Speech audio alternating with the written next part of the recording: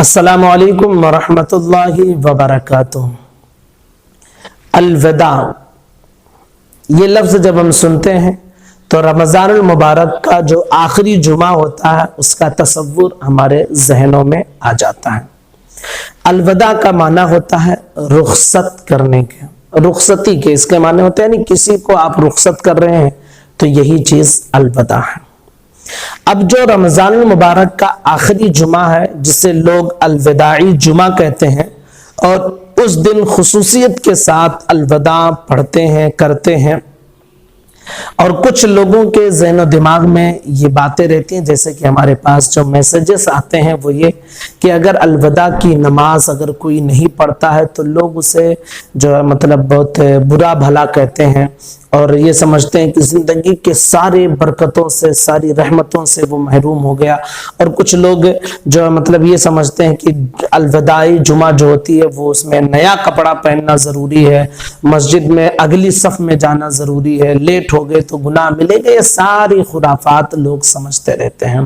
دیکھیے کہ جس طرح پورے سال میں جو جمعہ ہوتا ہے اسی طرح جو ہے رمضان المبارک میں جو 4 جمعے پڑھتے ہیں، کبھی کبھی 5 جمعہ بھی پڑھتا ہے، تو جس طرح رمضان المبارک کا پہلا جمعہ ہے اسی طرح رمضان المبارک کا آخری جمعہ بھی ہے، یعنی ویسے ہی آپ کو پڑھنی ہے۔ کیونکہ ہمارے پاس جو میسیج آ رہے ہیں وہ یہ کہ حضرت الوداع کی نماز کیسے پڑھیں گے؟ تو بھائی الوداع کی کوئی نماز نہیں ہے، الوداع کی کوئی نماز نہیں ہے۔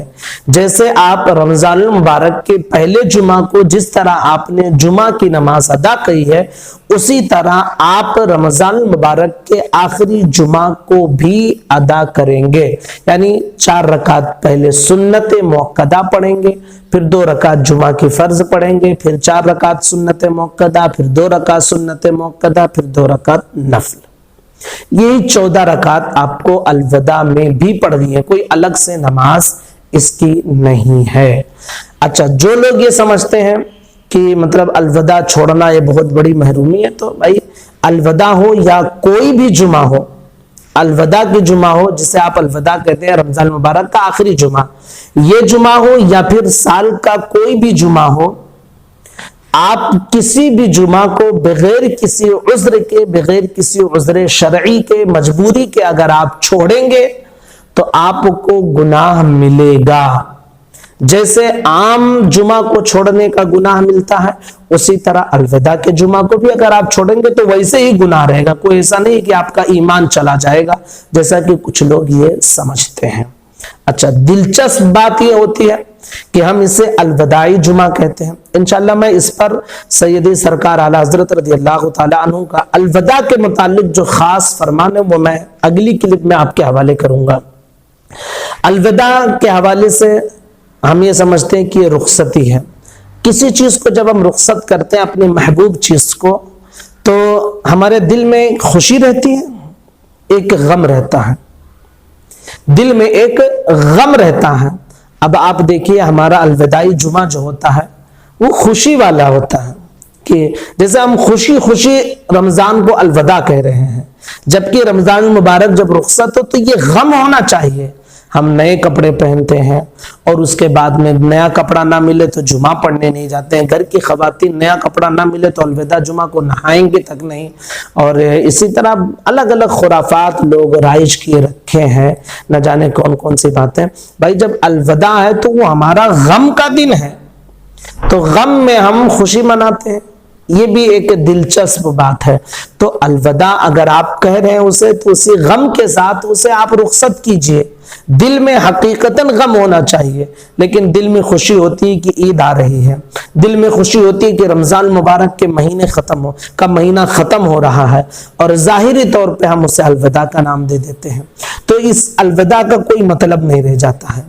جیسا کہ میں نے کہا کہ انشاءاللہ اعلیٰ حضرت کے جو فرامین ہیں وہ میں آپ کے سامنے رکھوں گا۔ تو الوداع کو کچھ لوگ اتنا خاص کر کے رکھے ہیں کہ نیا کپڑا پہنیں گے الوداع کی الگ نماز سمجھتے ہیں، تو ایسا کچھ بھی نہیں ہے۔ جیسے عام جمعہ آپ پڑھتے ہیں اسی طرح الوداع جو رمضان المبارک کا آخری جمعہ ہوتا ہے اسی طرح آپ کو پڑھنا ہے۔ جیسے عام دنوں میں آپ جمعہ کے دن نہا دھو کر آپ خوشبو لگا کر مساجد میں جاتے ہیں، اسی طرح اس میں بھی۔ اب چونکہ ملک ہمارا لاک ڈاؤن پر ہے، مساجد وغیرہ بند ہے، تو ہم اپنے گھروں پر جمعہ کے دن ظہر کی نماز ادا کر رہے ہیں، تو ہم اس دن بھی اپنے گھر پر ہم ظہر کی نماز تنہا ادا کریں گے۔ ہرگز مساجد میں بھیڑ جمع کرنے کی کوشش نہ کریں الوداع کے نام پر۔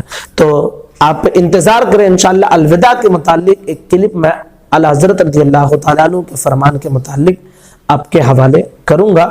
گزارش ہے کہ اس کلپ کو بھی شیئر کریں اور آئندہ کلپ الوداع کے متعلق کا جو اعلیٰ حضرت کا جو فرمان ہے اس کا انتظار کریں۔ السلام علیکم ورحمۃ اللہ وبرکاتہ۔